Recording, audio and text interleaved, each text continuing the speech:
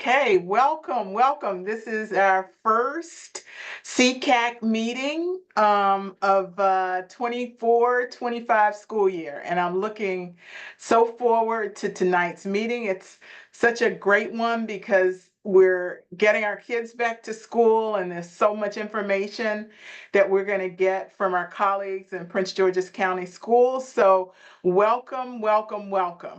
I want to make a few formal introductions before we get started. One, I am Janie Payne. I'm the SECAC chair, and I have with me, and please raise your hand or give a shout out. I have Jamie Amberson Como, who is our chair, our vice chair. Jamie, are you here? Yeah. I'm here. Let's see. There you go. And then I have Frederica Farie, who is our co-secretary. There's so much work in the secretarial area that we have two. And I have Hi. Genevieve Janai, who is also our co-secretary. We have Jen Gagler, who is our treasurer. And then we have A.O. Bello, who is our chair for community outreach, and Samantha Dawson Williams, who is our outreach communication, responsible for communication. And we also have our ex officio advisor, Sarah Whalen. And Sarah is here with us this evening as well. So those are the members of your SECAC board. And we also have our Prince George's County advisors. We have Trinell Bowman, who is the Associate Superintendent for the Department of Special Education. We have Karen, is Karen here? Karen Andrews, who is the Director of Special Education. We have Michelle Blakely Toggle, who is the Coordinating Supervisor, Instructional Supports, Assessment, and Accountability. That's a long title. We have Beth Hare, Instructional Specialist for the Department of Special Education, Family Engagement. We have Marcy Torshawn, our Program Coordinator, Department of Special Education, Family Engagement, and we have Yvette Young, our Social Worker, Department of Special Education, Family Engagement. And are there any other members of our school board or any other officials that we want to welcome? I didn't see any, but just want to make sure and we give room to say hello to them. And I want to give a shout out. We have Pam Talley, who is here, longstanding member of our SECAC board and doing some wonderful work at the state level. So welcome and shout out to Pam as well. So we're going to move right into our agenda. We have a lot to accomplish this evening with first getting our update from Ms. Bowman. So Trinell, I will turn it over to you. Thank you so much. Good evening, everyone. Welcome back to the 24-25 school year. If we have any new parents that are joining us in Prince George's County, I'd like to extend a special welcome to you.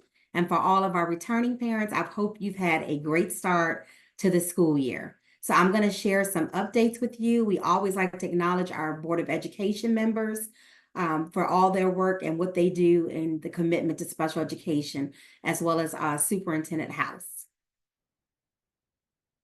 Just some highlights for special education that we'd like to share with you for this school year is we have released our 2.0 strategic plan. So I know that we have a few families that are on with us tonight that participated in our parent interviews with Hanover, where we did present a draft of our special education strategic plan for parent input and feedback. So we just appreciate all of those families who gave us insights and feedback to our strategic plan. We worked over a year to look at our data, talk to our families, work with our strategic planning and resource management office, again, to look at our data that included climate survey data, our data that we get from the Maryland State Department of Education around compliance and performance indicators, And our 2.0 strategic plan really builds upon our previous strategic plan that we released back in 2019. That strategic plan was from 2019 to 2023. And this really provides a framework for us to really look at the ongoing needs of our students in our district and to really address gaps that have been identified, again, through various stakeholder input, looking at our data, and to be responsive. The other thing I think is important for you as families to understand is that our plan does align to the Maryland State Department Division of Early Intervention and Special Ed Services strategic plan at the state level. It also aligns to our T26, our Prince George's County strategic plan, and it really gives us the priorities that we need to focus on. Keep in mind that there's a lot of work we do in special education, and some of that work, although may not be explicitly noted in our strategic plan, it is an area of focus that we do focus on. And then the last thing that I would say to you is that in Maryland, we have a blueprint plan for Maryland's future, and there's definitely alignment with our strategic plan as it relates to the 5 pillars of our blueprint. There is a link to the strategic plan there for your review. We also have it posted on our PGCPS special education landing page. We will be working with our SECAC committee throughout the year to work to identify families who will be part of our strategic plan in terms of specific action steps that are really tailored to support our families with the special ed process, as well as to get their input on several other parts. So more information for that will be shared at our next SECAC meeting. We also are excited that our toolkit resource guide is going through our final review. And we'll be releasing that probably here in the next 2 to 3 weeks. It's a comprehensive toolkit for families, a one-stop shop for everything we believe families of Prince George's County needs to know. And so you'll have that information that will be forthcoming around understanding, what is special ed, what is specially designed instruction, how do we resolve disagreements with the IEP team, what does it mean, what's going to happen when my child turns 14 and they have a secondary transition plan, what's going to happen when they leave Prince George's County, helping you to think through information that you should bring to the IEP meeting, understanding your rights as families, timelines, et cetera, with a variety of flow charts that really make it more immediate for you in terms of those resources that you'll need at your fingertips. The other thing that we did this year, and it has been released to our schools, is a family engagement survey. And so this survey really takes a pulse of how families feel through the IEP team meeting and process. And so at each IEP meeting, there will be an opportunity for parents to complete a survey. And that survey will be available by school as well as the grade level of the student. So those are the main 2 demographic questions we're asking families is what grade is your child in terms of the IEP meeting you just attended, and what school does your child attend? This data will be very vital to be able to look at data and trends across our district at the individual school level, at the cluster level of schools, at the different various levels, elementary, middle, secondary, charter schools, et cetera. And that data then will be collected and analyzed and shared with our principals and district leaders across our system. We really are working hard to improve our efforts to increase positive family engagement. And this is our first action to be able to do that. We have sent the QR codes to our schools. So our principals do have that. And so as you're beginning to attend those IEP meetings, those QR codes should be shared with you so that you can complete those surveys. The other thing we're so excited to share with you as an update is our equity focus for special education. Our Office of Diversity, Equity, and Belonging has identified special ed last spring as a focus for this school year. And I'm just going to give you a couple highlights. We had a superintendent summer learning series that was open to all staff, where we really began to talk about identifying, honoring, and nurturing the unique brilliance of our students. On September 16th, for all staff in Prince George's County, we held a Systemic Professional Development Day where we dug a little bit deeper into our students with disabilities around their data, We had parent interviews and perceptions around what parents felt about the process, and really dug deeper into really understanding who our students are. The next steps that are happening is ongoing plans for our district and school offices, and I'll give you the highlight of those three intentional focuses that we're focusing on for this school year. Again, we really worked with our students, our family, and staff to really get their perceptions to make sure that their voices were heard as it relates to lived experiences related to the special ed process, as it relates to areas of strength and needs, and to help us inform our next steps. There was a lot of qualitative data taken through staff surveys from our mandatory meeting, and so we will be analyzing that data and determining those next steps. On the next slide, this is really our equity foci, and we're really looking to focus in 3 areas as we partner with the Office of Equity, Diversity, and Belonging. We really want to cultivate a positive family relationships as it relates to the IEP process. So that's an intentional focus for our schools. We also want to develop, implement, and monitor specially designed instruction. So thinking about students who require accommodations, as you're walking into the room as a school leader, what are you seeing? Do you see evidence of that? And making sure students are getting interventions, summary aids and services, et cetera.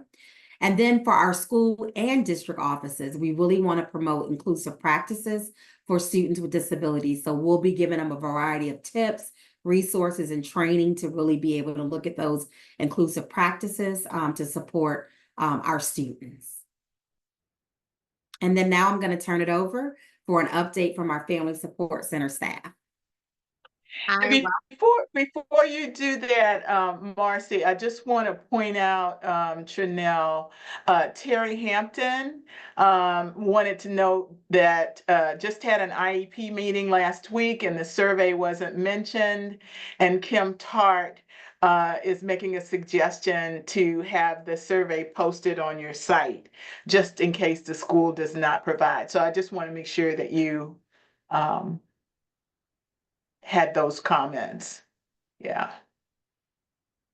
I think you're Just to muted, let Trinell. just to let everyone know, the memo to principals was released on Thursday, September 19th. And so we did ask them to make sure that they were disseminating it to their IEP chairpersons. So if you had a meeting prior to that date, the QR code was not available. And so starting any IEP meetings that started on September 20th, and this week you should begin to see those QR codes. But we will take that recommendation back around posting the QR code on our family support website, just so that it's readily available. Okay. Thank you. And thank you, parents, for that feedback. It's very helpful. I want to, before and turn it over to Marcy, I just want to say personally that I have benefited so much from working with the Family Support Center, and in particular, Marcy, who has partnered with me as a surrogate parent. I have a young man that we've been supporting at Bowie High School, and ran into some challenges and reached out to Marcy, who was very willing to support. And if parents have not had the opportunity to use the Family Support Center, I would just encourage you all to do so, because they really are here for us, and they will do whatever they can to help us navigate the situations that we find ourselves in. So Marcy, I will turn it over to you. Thank you so much, Janie. So we are a team in the Family Support Center, and I'm here to introduce my partners, give you an overview of the Family Support Center if you are not familiar with us. And at the end of my time, I'm going to provide a link in the chat and a QR code for you all to access to request specific individual consultations with us for us to follow up on individual issues. But let's go through who we are and our mission and how we help folks. And then at the end, we'll talk a little bit about that link that we're going to provide. So I wanted to introduce us. As Janie said, I'm Marcy Torshin, and she also mentioned those that are on the call with us tonight. Dr. Beth Hare, who is an instructional specialist in parent engagement. She is also a board certified behavior analyst.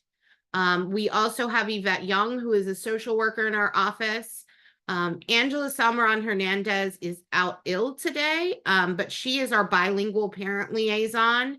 And she has really been a great addition. She's been with us. We can't believe it. It's been a year already for helping our Latino families. So this Bitmoji office is really an introduction to us. And we're excited to say that we're gaining an additional, we have a student intern that's starting with us tomorrow, Miss Emma. And so you may be able to meet her if you consult with us, and then in additional SECAC meetings if she attends with us. This Bitmoji office offers a wealth of links, and we'll provide this presentation to Sarah so she can post it on the SECAC website for you guys. First of all, it's the Family Support Center website up in the corner here. We are here to help you. We also have our mission here, which is really to empower families of students with disabilities. We have a resource guide link here. We have a newly updated workshop and calendar, and I'll talk a little bit in a minute about what we have, some exciting things coming up, and then some contact information for individual consultations. The other links that you'll find here, we are on X, and that's how we advertise our sessions and kind of keep folks updated with links and things like that. And we also are on YouTube as we are recording tonight's session. We typically record any session that doesn't have, confidential sharing information like support groups. And it's a wealth of information to access all of our previous conferences and webinars. So what does the Family Support Center do? Part of what we do is help families learn information about their child's disability. One of the things we also do is really provide that information of community services that are available. As Trinell said earlier, one of our tasks is also to help you resolve concerns that you may have related to your child's IEP.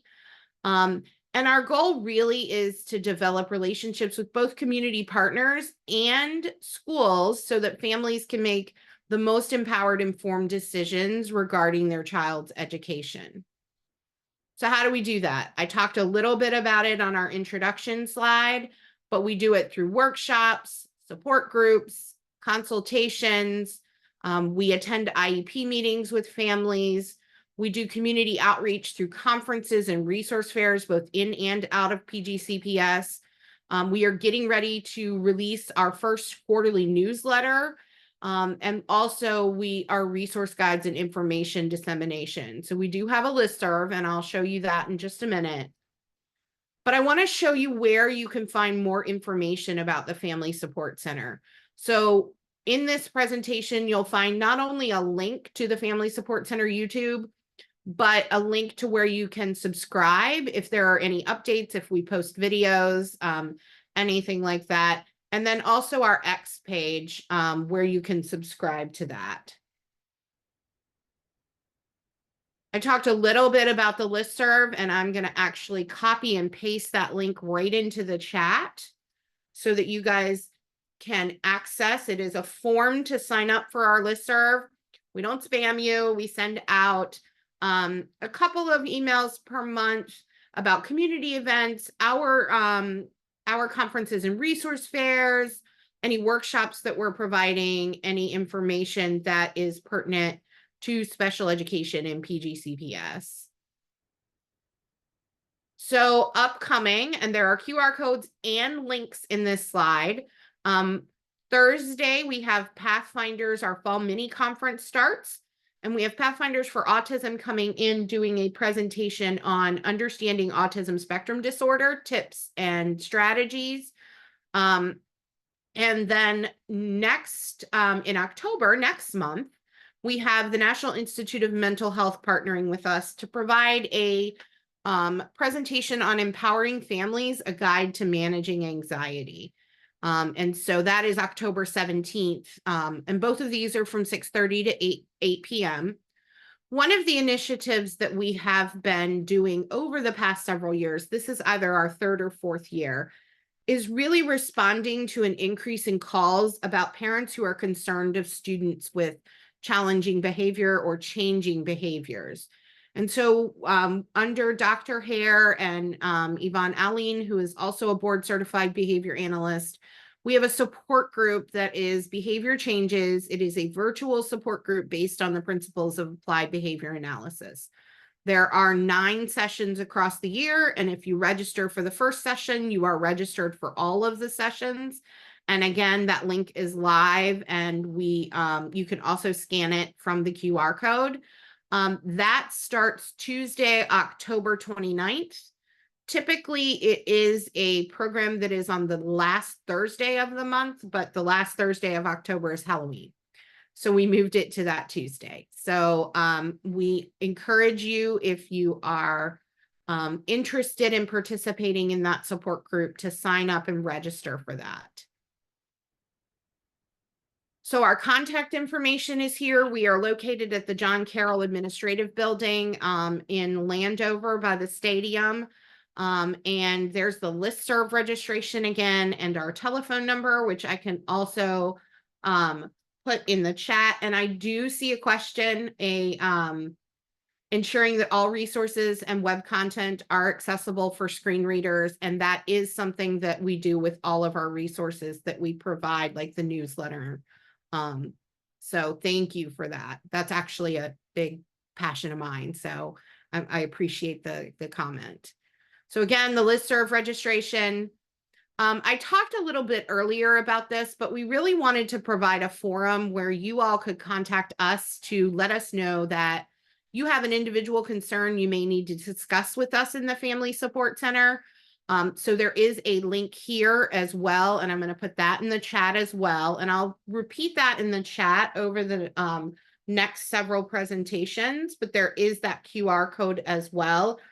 And this is not only a place for you to tell us you need individual help, that we can then have an individual consultation with you, but it is also a place where we can monitor who has contacted us and what our follow-up is. So I encourage you to utilize this if you have individual questions about your child that you need to consult with us about.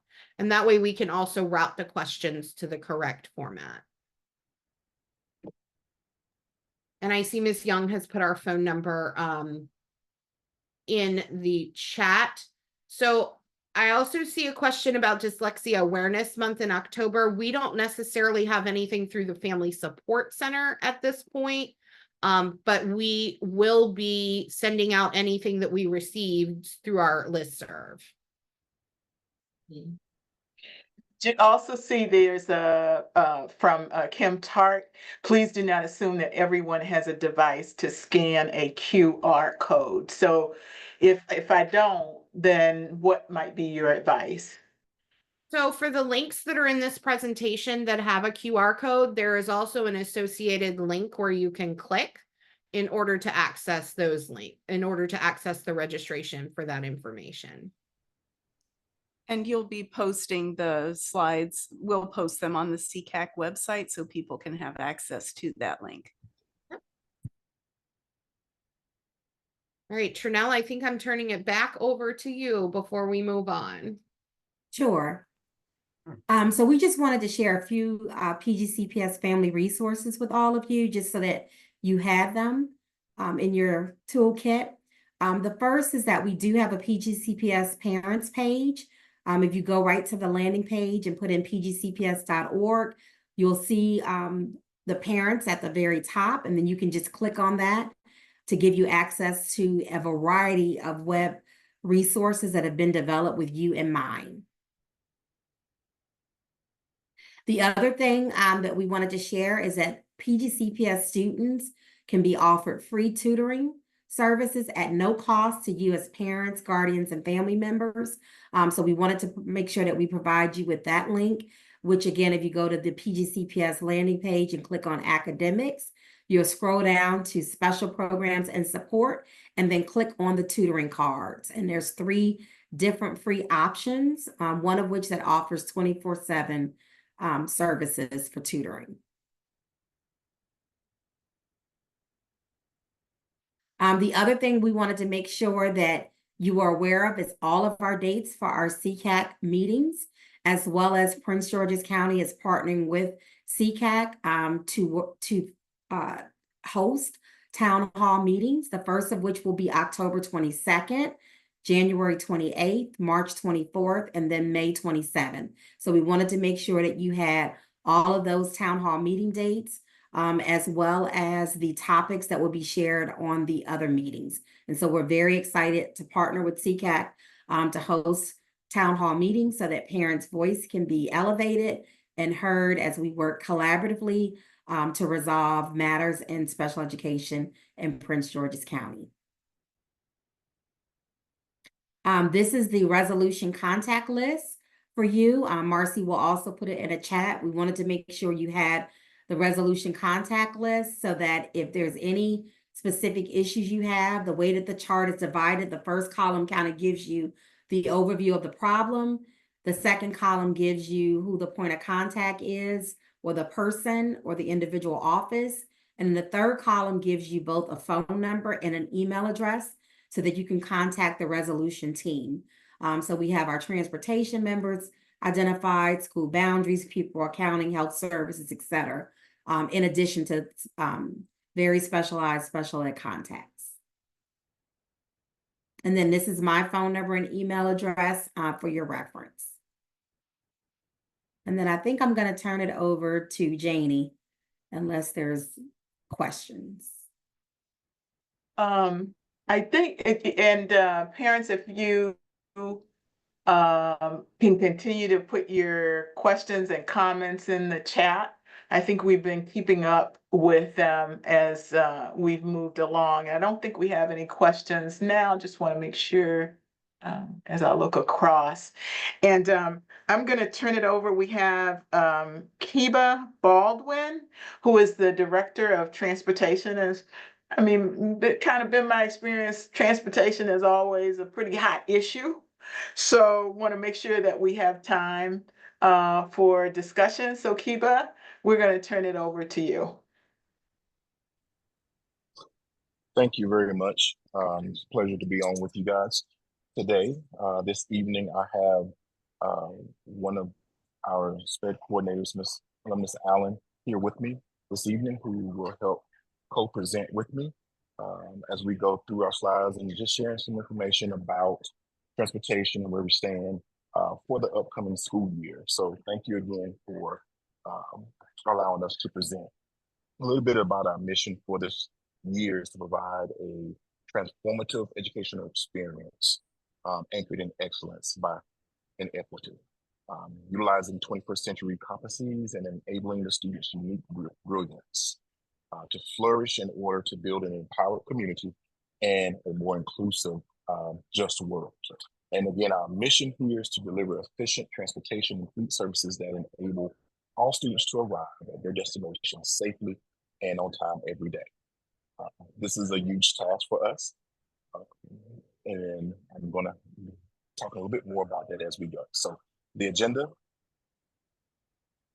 and I'm going to let Ms. Allen discuss this. Sure.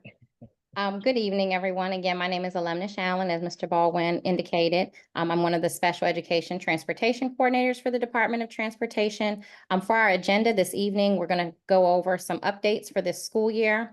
We're also going to introduce who's who and talk a little bit about school-based contacts for transportation that can assist with concerns. We're going to go over communications and operations, as well as student bus information with Synergy, Parent View, and Stop Finder. We'll talk about transportation as a related service, curb-to-curb stops, and specialized equipment. We'll also be talking about closures, delays, and inclement weather, along with bus staff training that's conducted annually and as needed, and then go over again any transportation concerns, encouraging everyone to use the transportation resolution system as well as the phone bank. All right, so in case you've not seen or not heard, we have gone through an audit. It was recommended from the superintendent last year We had a third-party company, a consulting agency come in by the name of Formative and take a look at our system. And from that, they gave us several recommendations. We have prioritized 5 recommendations that we have worked on since last February to implement during the 24-25 school year. So those 5 are the school start times. We shifted. We went from 13 start times in the morning to 3, and we're at 17 start times. I'm in the PM down to 6 now. So that was one. The second recommendation was our bus stops. We've had to consolidate some of our bus stops, and this was to help produce a more on-time arrival. The third recommendation was our walk zones. We have around 22,000 stops that were inside a walk zone. And when I say walk zone, this is the walkout from the school, and within our policy, the elementary was at 1.5 miles and secondary was at 2 miles. So what we've done is pretty much try to audit to ensure that there were safe passage for students to travel inside that zone to school. The fourth recommendation was an opt-out, and that was basically, if you don't need a bus, tell us.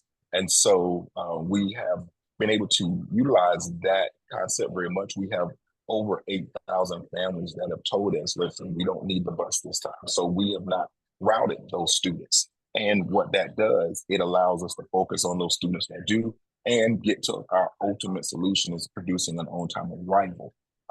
To note, in situations if parents do need that stop back, all they have to do is request it through their school, and within up to 5 days scheduling time, they can have that stop back. And then finally, the fifth recommendation was enhanced customer service. We realized last year many complaints from parents about just updating them where the bus status is and being able to reach our communication office. And so we've taken some intentional steps to improve on the communication between our parents and our schools just to update that bus status. Now, we do ask our parents 3 things to help make that solution more successful for all of us. And that was 1, we needed parents to create and activate their parent view account. And number 2 were to receive an invitation for the Stop Finder app. And number 3 were to download the geo alerts, and the geo alerts would allow push notifications, in which we will talk more about that in upcoming slides. Okay. Now, as far as those updates continue, go ahead, Ms. Allen, go ahead and put them all up if you don't mind. We are still affected by the driver shortage. As some of you may know, if you paid attention to any of the board reports, we're pushing about 200 drivers short. This year, we started the year with 1,095 routes, in which we've condensed now to 1,063. So what that is evident for us is that the work is about progress, not perfection. This is a multi-year, multi-phase project that we're working in. And so we are progressing to ensure a safe and timely arrival. We are still having job fairs because of the need for our drivers bi-weekly, and they're both face-to-face and virtual meetings, offerings. We still encourage parents to carpool. We offer the county use of the bus, which is free to our students to ride with the student ID. And please know that because of the shortage of drivers that we have, we are having to double up on each tier.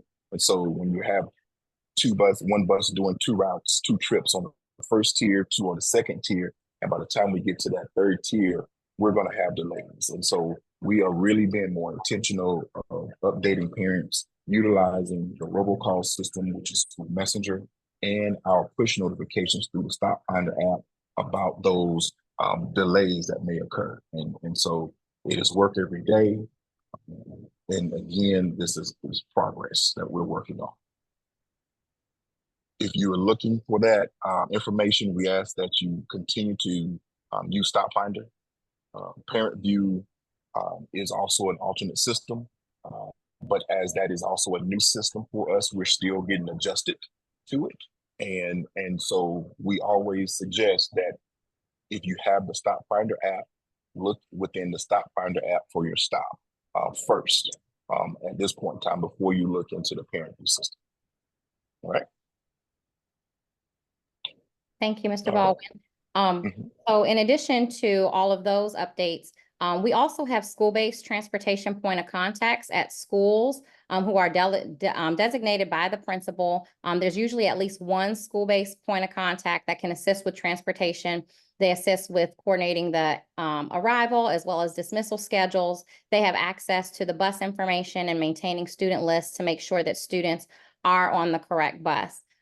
They should also be made aware of any issues regards to any specialized equipment, any concerns with peer interactions on the bus, late arrivals, so that they can assist with facilitating any resolutions that need to take place. So here you have a list of all of the transportation supervisors according to the bus lots. If you want to take a screenshot of that, again, this information will be available later from the slides, but we also have a really quick video to help introduce our supervisors.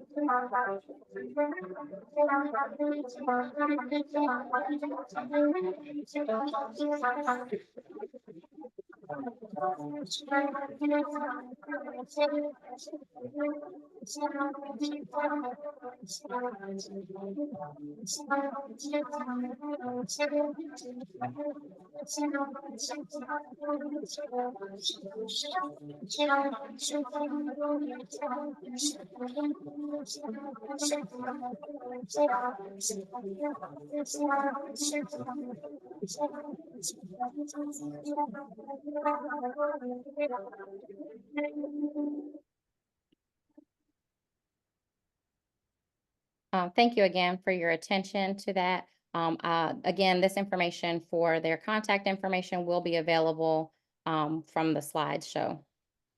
I myself am one of the special education transportation coordinators. I work with students with last names A through L.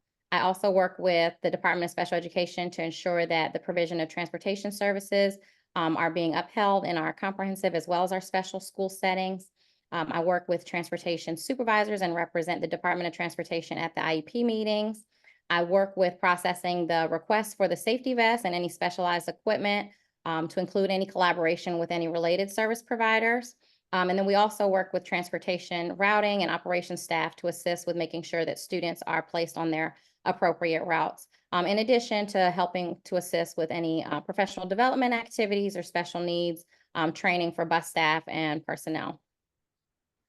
For communications, Prince George's County Public Schools has approximately 1,200 school buses. We transport 85,000 students approximately in the morning, as well as 85,000 students in the evening on a daily basis. Our communications center serves as one of the first lines of transportation communication for parents, schools, and bus staff while they're driving students. We do realize that at the beginning of the year, there may be increased hold times when calling into the phone bank. The phones are answered from 6 a.m. to 6 p.m. on a daily basis. That is why it's also important to note of the other transportation contacts that we have at the school, as well as our central offices who may have access to viewfinder and bus information when trying to obtain that information. The communications center is working to ensure that all students are safely transported to and from school. And in addition, we've also hired additional staff for the phone bank to assist with the volume of inquiries. Again, we do encourage any non-emergency concerns to be submitted through the transportation resolution system. The average response time is about 4 to 5 days, but hopefully you all have noticed a faster response time with the transportation resolution system this year. Yes, and so one of the things that we've done to help enhance that communication is actually we put personnel at each bus line to work with the bus line staff with communication. So just as if the cover for all of the vacant trips per tier, as our foreman work to substitute drivers, we have someone there to immediately make that substitution change in the Stop Finder app, and they're sending messages to let you know the status of that bus. This is new for our team. We're pushing very, very hard to make sure that we're being proactive in sending those messages. But here again, I'm going to ask that we do need your help, because part of being able to receive those messages is through School Messenger. And what we find out is that our parents have to actually sign up to receive those alerts. So some of our parents and some of our schools utilize Class Dojo, but many do utilize the School Messenger app. And so we definitely want you to be able to receive these messages. These are emails, these are text messages, these are phone calls, and it's whatever communication avenue that you set within that School messenger system. So we definitely would encourage you, if you're not getting those messages, please look at signing up. There is a website within the district in which you can sign up for data. All right. One of the last things I needed to let you know is that, one of the things that we improved in was the substitution rate. And this was being able for you to track the bus more effectively. So when you're looking, those of you that have the Stop Finder app, we want to make sure that when you open that up, you see a 4-digit bus number, and you also see a 3-digit route number.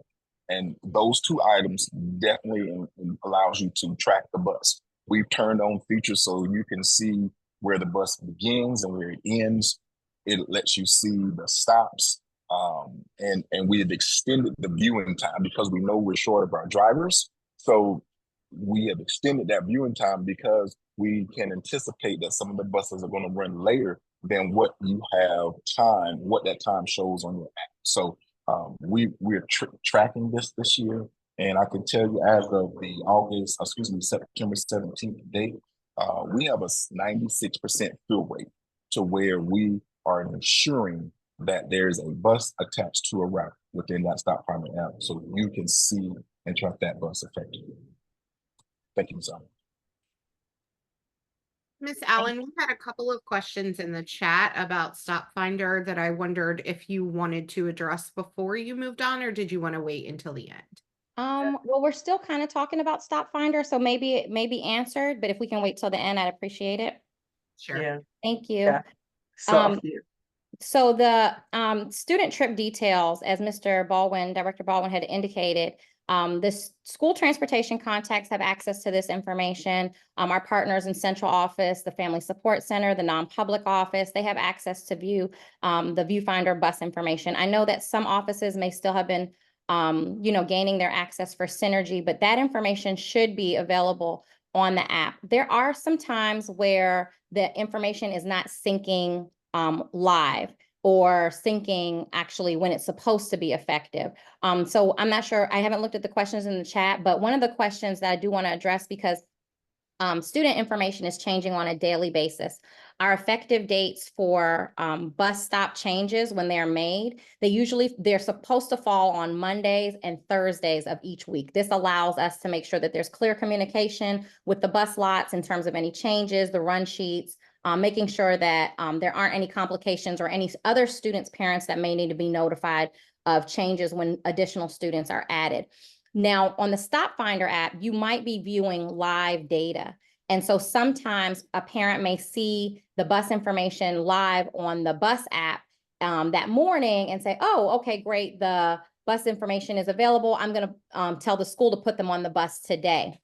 But it's like you have to double check with the school transportation contact, because again, we have to follow the effective dates. Just because you see it on the app the bus driver might not have that information live from their run sheet. And so they have to make sure that, you know, if they have to follow the run sheet based on what is in the system. So you definitely want to check, even if you see the bus information showing on the app, to just confirm with the school staff that, you know, what date the student is supposed to start on the bus. As Mr. Baldwin had mentioned, setting the geo alerts can be helpful. If you do not have an invitation to Stop Finder, please either submit a TRS ticket, which will be assigned to the individuals who manage the Stop Finder, or you can also send an email to transport.finder@pgcps.org if you're having any issues with your Stop Finder account, or to have it resent. All address changes in the system must be made with the school or the non-public office registrar. It's very important because sometimes we receive changes via the transportation resolution, the TRS system. However, that information has not yet been updated in Synergy. We operate, of course, for efficiency on our school program boundaries. So if the address is different for the AM and the PM that is being submitted to the school, and it falls outside of the boundary for your child's program, that would make the student ineligible for transportation. The school registrars have the ability to check which addresses fall within the boundary. So if you have an alternate address, when you provide it to the school, just make sure that they're checking to make sure that it's within the boundary. Other reasons that could prevent a delay, a bus assignment, is if the information is entered incorrectly, for the street name, any grammatical errors, all of that information has to be exact. And the Department of Transportation partners with the Office of Pupil Accounting and School Boundaries to provide annual training and quarterly training for our school registrars in regards to that information to submit for transportation requests. Okay. Parent view, Mr. Baldwin, I don't know if you want to talk about that again briefly. Yep. Just briefly touching upon it. You know, Parent View Synergy, Parent View is part of Synergy. This is a new for our student information system, and as I mentioned earlier, because it's new, we're still working on kinks. And so, if you're having those concerns, or we definitely want folks to activate their Parent View account, because when you activate that account and you put in your contact information, that's the information that is then transferred to our system. So, i.e., the email address that is needed in order for you to send the Stop Finder invite to. And so, if you had, this is what we've run into this year. If you used Stop Finder last year under a certain email address, and this year you registered for Parent View using a different email address, then you may not be connected to your student in Stop Finder. We've seen it both ways right now, but you'll have, what I'm seeing mostly, if it's multiple students, there may be one student you're connected to and another student that you're not. And our troubleshooting, it has led to 2 different emails within our system, but one within Parent View. So if that is the case, we ask that you update the email address in Parent View so that we can properly ensure that your students are attached to your account. And here is a web page for that. I'm not going to go just reiterate about the Stop Finder app. We definitely, again, like for you to utilize it. One of the things that we have run into is parents download the app and they see the information there, but what's needed are the creation of the geo alerts. The geo alerts allow the push notifications so that when it enters that alert area, you're going to get a push notification that says, hey, the bus is in your area. So those are what we see as the missing pieces. As we talk to parents that may tell me, hey, the app doesn't work, and we go through these steps 1, 2, 3, what we're finding is that the third step, creating the geo alerts, has not been done yet. Of course, if you've done that and you're still having issues, we definitely want us to let us know so that we can help troubleshoot and get you back on the right path from that angle. So definitely would want that assistance from you okay? Can I say, because you've got a couple of questions here, and maybe you have provided information where people can reach out to need assistance, because there's one, how can parents add other family members to Stop Finder? Mhm. Is Yes. that possible? This appears to It not be enabled at the parent level. you know, it varies. Within the app, you can share your registration, your subscription with anyone. You would just need to see, they need an email address and phone number. That's what makes it available. So as long as that primary account from there is available. Now, we also have a video and we have links on our webpage that take you through tutorials on how to do those things. And Okay. so I would welcome you to come to our tutorial, to our transportation webpage within the district site, and scroll down till you see Stop Finder information, and it will have a plethora of information for you to use. Okay. And then Terry Hampton, the PM bus for my son on Stop Finder is incorrect. How do I correct it? Would that be Yeah. the same? Right. That would go through your school. Again, we do not change any of your information in Synergy. So if there are any changes, we need you to contact your school to make sure it's updated in Synergy. And then what happens in a 24-hour refresh, that information comes to me. And then my team members can work on correcting it. Okay. And then there's Jeanette Henry. My children are late to school just about every day. We're, late for school. How So as I what mentioned might be the before, man, advice there? we have a driver shortage. And because we are stretched thin on trying to get kids to school, there may be some delays. And so we are doing our best to make sure that we are pushing information out to you to let you know of those delays. But until I can actually get physical bodies to fill these vacant runs, we're going to expect some delays. We're still working on our system, very much so, to optimize routes. So whenever we see stops that no kids are getting on the bus, we have stop that we can pause, that leads to a more on-time delivery for our families. But here again, we're going to need some work and definitely need your patience from there. Okay, so going into the determination of transportation as a related service, as Director Baldwin was discussing the delays, students who receive transportation as a related service are not excluded from some of these delays that happen due to the driver shortage. We do have some of our special education routes that are also having to be doubled and tripled and those kinds of things to make sure that all students are getting to and from school. When it comes to requesting or discussing students that require transportation as a related service, we have to look at student eligibility in regards to the policies and procedures. We take into consideration any behavioral, cognitive, medical, or physical mobility concerns, the pickup and drop-off location, the length of the ride time to and from school. You can expect that students who are attending programs outside of their boundary, whether it be specialty programs or special education programs, that the ride time is going to be considerably longer than the regular comprehensive boundary.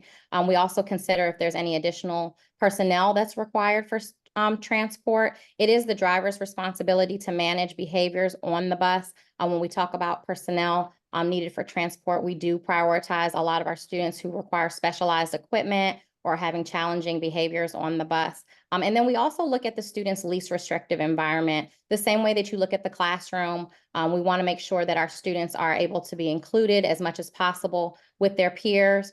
We look at any specialized equipment needs as well as building accessibility. And then we also encourage travel training and other supports as needed to make sure that all of our students are successful when it comes to post-secondary transitioning, navigating their communities as they look towards graduating from school. Do most students with disabilities and IEPs need transportation? The answer is no. So as I mentioned earlier, we transport approximately 85,000 students to and from school each day. There's a very, very small percentage of students that require transportation as a related service. Oftentimes, it may just be some modifications that we need to add a closer stop, some equipment, depending on if there needs to be an attendant, and those things that are required for a student with a disability. When students are approved for out-of-boundary programs, they may also require transportation to those programs, and time and distance is taken into consideration. It's important to note that Special transfer requests are not automatically entitled to transportation services, and then approved sibling ride-alongs are granted when there is space available. When we talk about transportation as a related service, we usually route our students with a curb-to-curb stop. Now, a curb-to-curb stop doesn't necessarily mean that the stop is right in front of the door. There may be addresses that are not fully accessible. There are sometimes homes that have extremely long driveways or private driveways. And if the bus is not safe to travel and traverse in and around without having to back up the bus, which presents a low visibility for the driver in case anything runs out behind the bus or around the bus, that is important that we route the student towards the most accessible curb-to-curb location.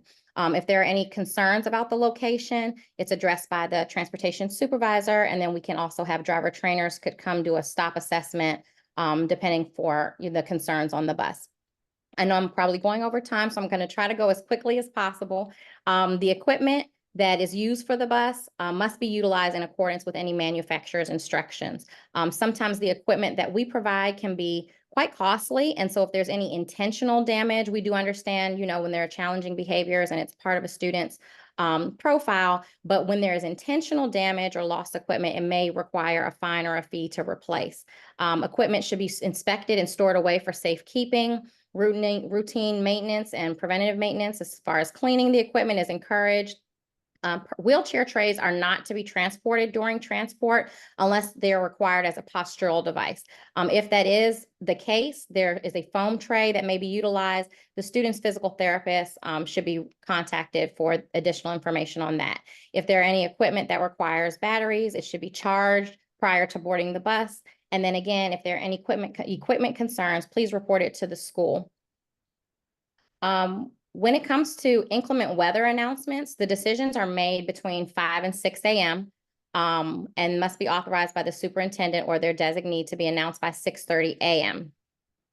2-hour delays, when we have inclement weather and there are 2-hour delays, there are no work study, ECC, pre-K, field trips, or any half-day special education programs.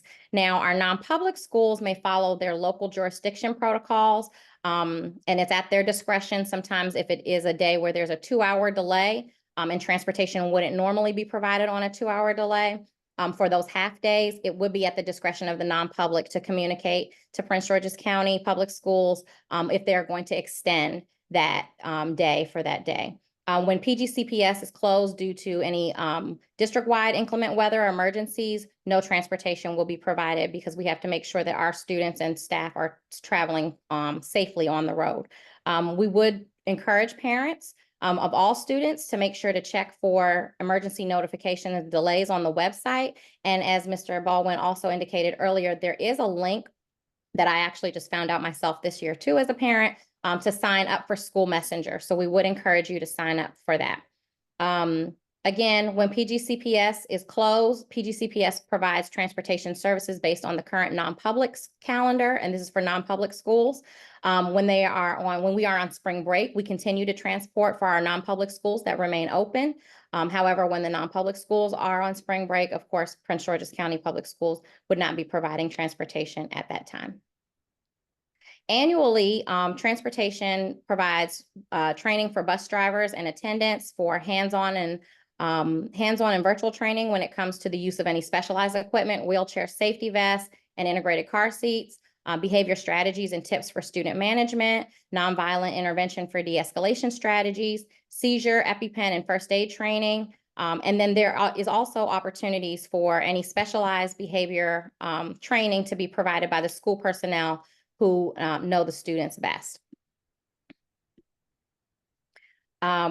A lot of parents may ask, how is bullying on my child's school bus addressed? So it is addressed the same way any bullying will be occurring at the school level. So it's important to know if there are any information in regards to any allegations or claims that a student is being bullied or any peer concerns, that it's reported to the school immediately. The school bus driver is responsible for managing the behaviors on the bus and reporting any concerns to the school administration. The school administration will follow up and do a thorough investigation. And then there are also, all students are expected to follow all of the expectations for all PGCPS students when it comes to their rights and responsibilities.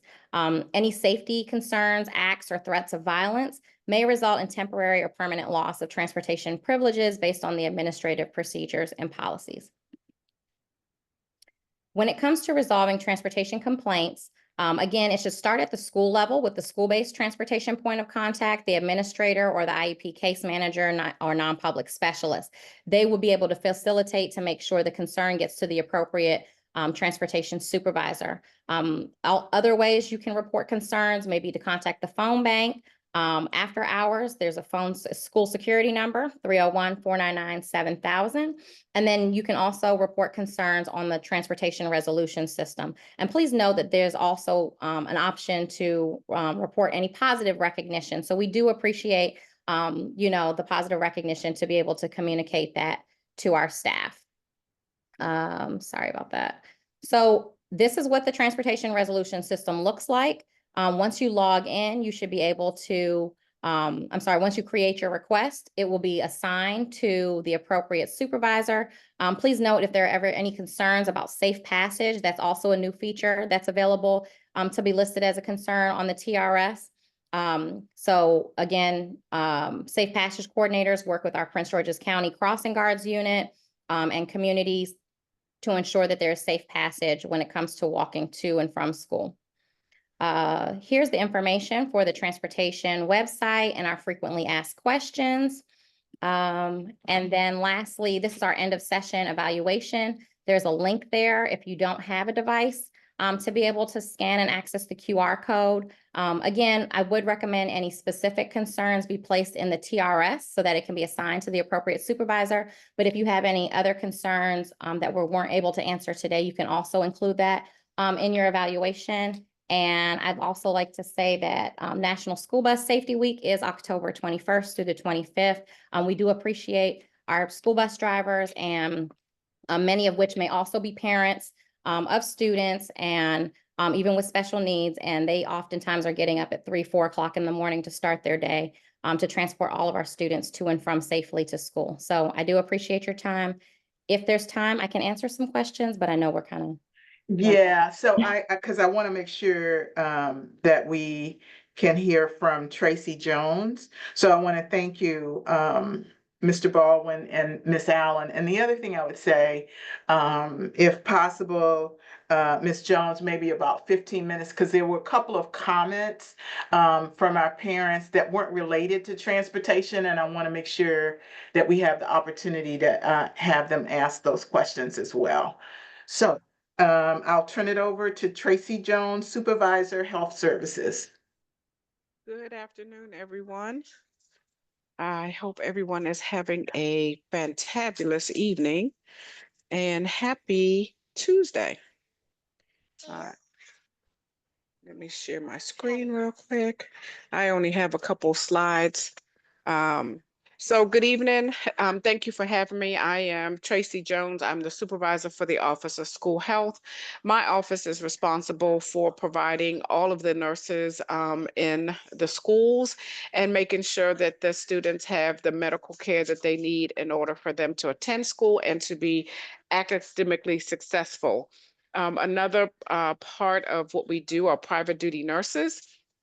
There are some students that have medical conditions that require one-to-one nurses, and so that too is a part of my office. And then we also manage communicable diseases such as COVID, pertussis, mumps, measles, whatever communicable diseases are in the school.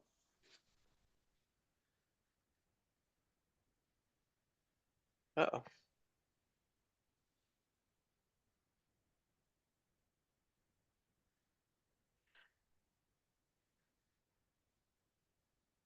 Okay, my computer has frozen now. And so I would just keep going. So there we go. So today our goals are to just give you a little bit of updates for today, talk a little bit about COVID, immunizations, as well as Hazel, which is our telehealth program.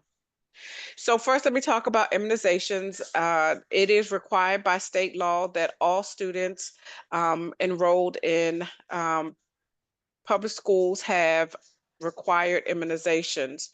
Grades and age make a difference as far as what vaccines are needed.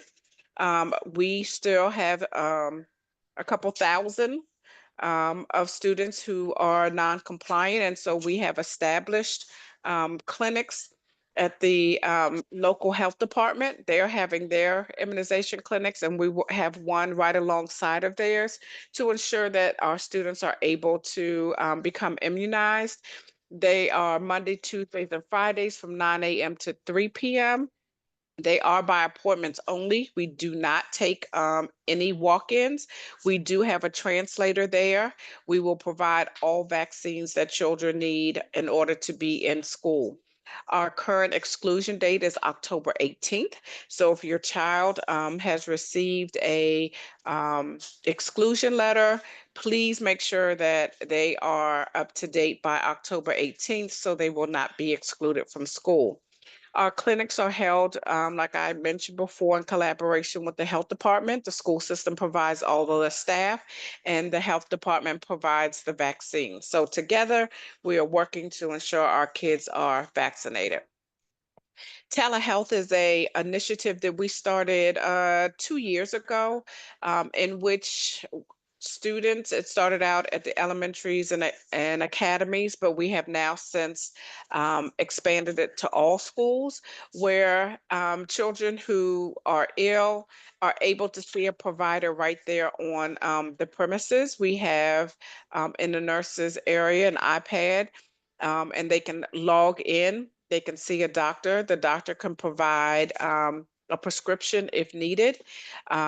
They can send prescriptions to the local CVS pharmacy, what have you, so that if you have to pick up your child, you can go right to the pharmacy and get the prescription. However, we do not pay for the prescription to be filled. We will get you the prescription, but you do have to pay for the prescription yourself. The goal of telehealth medicine is to allow children to stay in school. So let's say your child comes in with a headache, and we don't have any Tylenol for them. We don't have an order for Tylenol. They could actually see a provider. The provider could then give us an order for over-counter medications such as Tylenol, Motrin, some Benadryl, that type of thing. You do have to have a consent form on file. Once you sign one consent form, it's good for their entire tenure at the school system. And we encourage everybody to make sure that they have consent forms there at the school. Now, not only do we provide physical health, but we also provide telehealth for mental health issues as well. The counselors are the ones who would initiate those sessions. They can make referrals to those for the telehealth services. They can have services after hours or after school hours, as well as during the school day. So some updates about COVID. First, let me just say, COVID is not going anywhere. COVID is now like your flu. It is, you're going to see it. We're in the process of an increase in cases of COVID, the flu, and respiratory conditions.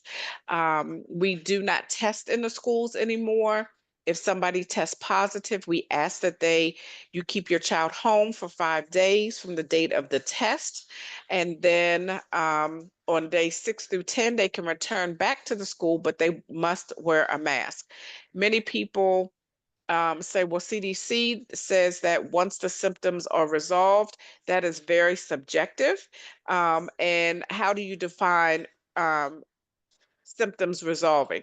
And so the school system wanted to ensure that we, had very strict policies as it relates to COVID so that parents can follow what it is that we're trying to do. Our goal is to keep every child as healthy as possible.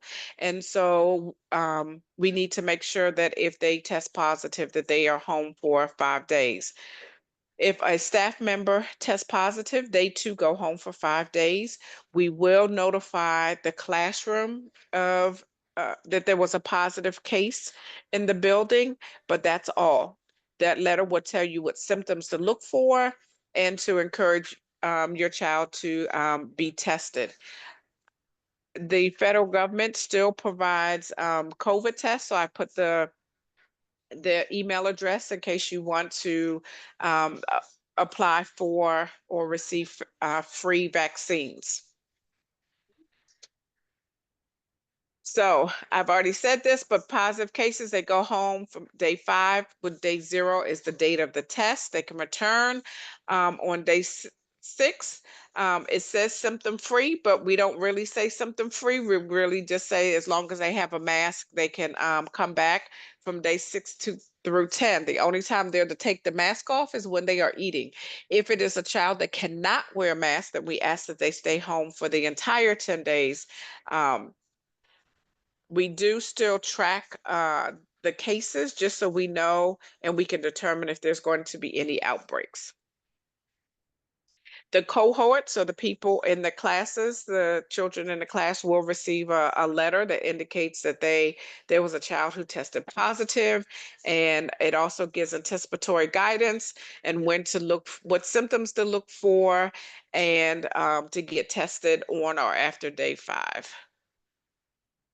We also have on our website when to keep your child home. Our goal, like I said before, is to keep our kids as healthy as possible while they're in school so that they can learn. If they are ill, they cannot learn.